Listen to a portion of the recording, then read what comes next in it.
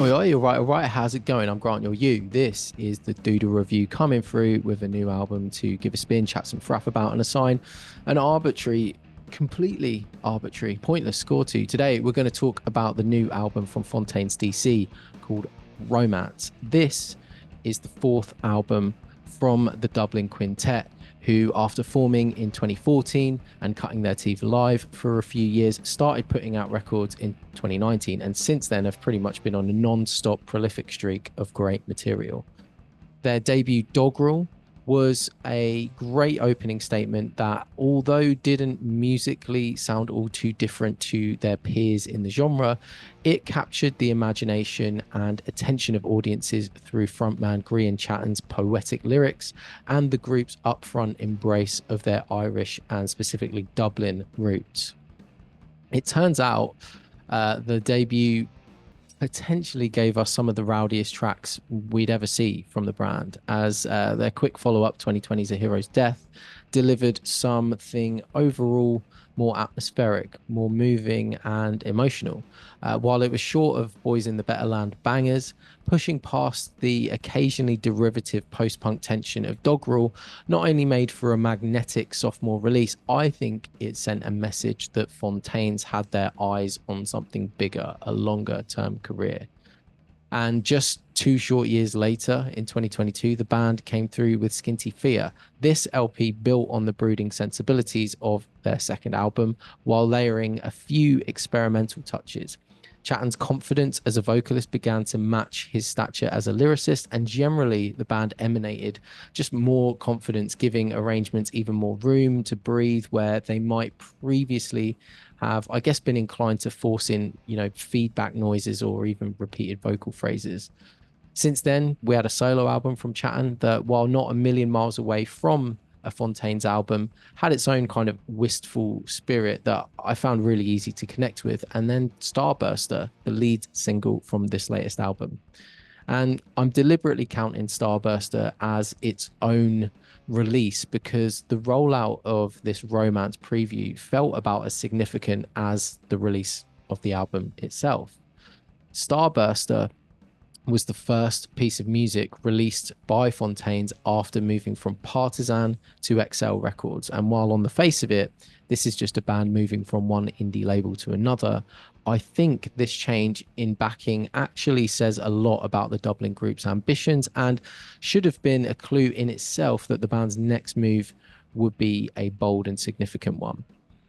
The band's former label, Partisan, their roster featuring PJ Harvey and Idols, among others, is clearly evidence of an ethos that encourages creative independence and knows how to work with great musicians. But while likely offering the same, there's just something special about XL. It's hard to say whether it's push or pull, either something the label's doing or something special they look for in the artist they sign. But there's a prestige around the organization, either in the underground or in the mainstream, from Jai Paul and King Cruel to Adele and Radiohead. XL Records has a reputation for supporting some of the most culturally vital artists of the last 20 years. So with this in mind, I think it's no coincidence that the band's first release under the label came with a bold new visual aesthetic, glamorous PR going from, Rolling Stone to US talk shows, and as a piece of music presented one of the band's most instantly catchy, yet strikingly different and aggressively so singles yet. Starburster is one of those rare instances where a band manages to produce something that sounds totally in their wheelhouse, yet really like nothing else they've ever done before. If I didn't know otherwise, you could easily have convinced me this bold fusion of hip hop, trip hop, and alt rock was a remix of a Fontaines tune I just hadn't heard before. The track is introduced by a slightly eerie looping mellotron triggered string sample before Tom Cole comes in with a punchy but restrained and crisply rendered drum part that punctures the tension with a deep groove, setting the perfect tempo for Chatton to drop what is essentially a rap verse. A familiar clang of guitars eventually kind of join the party and bring this back into Fontaine's territory. But the song, because of the hip hop beat, Chatton's rap like cadence, and the moments of hyperventilation between each line, the thematically super on point because the track's about a panic attack, make this one of the catchiest bangers the band has dropped in my mind since their debut. And the track presents such a striking stylistic departure for the band that is further striking, I think, for existing fans, because the features that make it such a departure are the reason it works so well. And as it turns out, Starburster is far and away the most out there track on the whole Romance album, which I think makes its release as the first taste of the record and giving fans a full 6 months to marinate on it even more of a kind of shrewd strategic decision. The band and label's approach seemed to prep fans for a wildly different album, but now that Romance has finally dropped, I found it instead a collection of some somewhat experimental but unmistakably alt-rock leaning songs that bear a lot of the existing Fontaines hallmarks while just being super accessible. Now, I've been a fan of these guys since the first record, and I loved the sensitivity of Heroes and the burning intensity of Skin Tea, but damn, does it feel good to have a hooky, instant, accessible, and at some points actually fun Fontaines DC record. And I don't know if this is by design. The move to Excel and the visual change up certainly suggests so, but having songs with that can actually move people physically, not just emotionally, feels like the exact right decision for the band at this point in their career. As they are growing, finding themselves growing and graduating into bigger venues and climbing the bills of festivals, having songs like with big hooks like Starburster, Here's the Thing, or Favorite, in my opinion, it's vital for the band maintaining that popularity and taking it to the next level. And I'm really glad they found a way to do this without losing much of the original identity of the band. The tracks I just mentioned feel ready for festivals. Here's the Thing, beautifully embracing the don't bore us, get to the chorus mantra. And Favorite has the holy grail of indie rock, which is, you know, a riff that can be sung by pissed up punters in the growing crowd.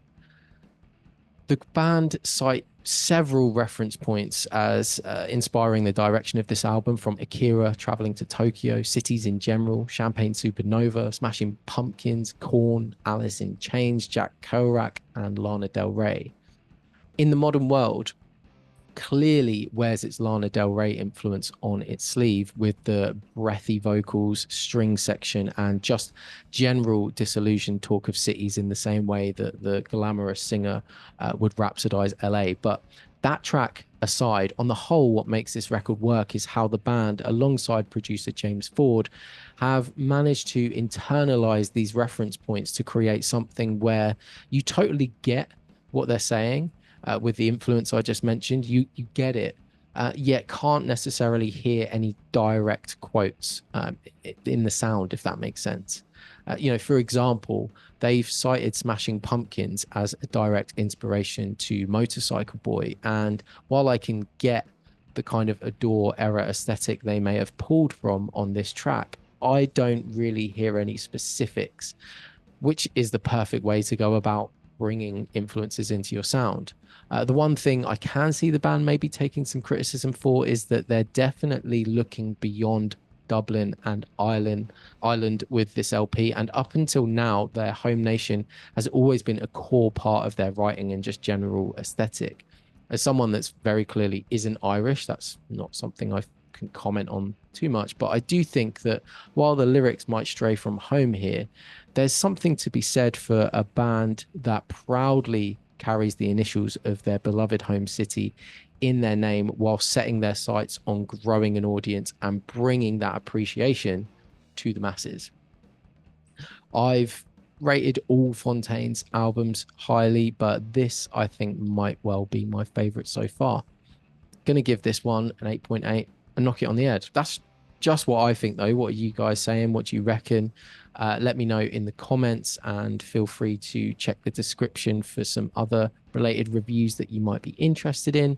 And if you can be asked to do all that, may as well subscribe, stick around, share some thoughts, show some love, or just wholesome abuse in the comments below. And I'll see you in the next video. Right, if you're here, and you've seen a few of my videos before and you're planning to watch more, this message is specifically for you. I'm looking at different ways to kind of take this very small community, and I appreciate it's very small, out of YouTube in some way, shape, or form. And so I want to hear from you. If you email me, doodlereview.club@gmail.com, and list the name of this video in your subject line, that's doodlereview.club@gmail.com. Send me an email. I will send you something cool, and you'll be first in line for whatever I'm cooking up to kind of go somewhere different. I don't know what that is yet, but you'll find out. All right, mate. That's all from me. Take care. Cheers. Mind how you go. See you later.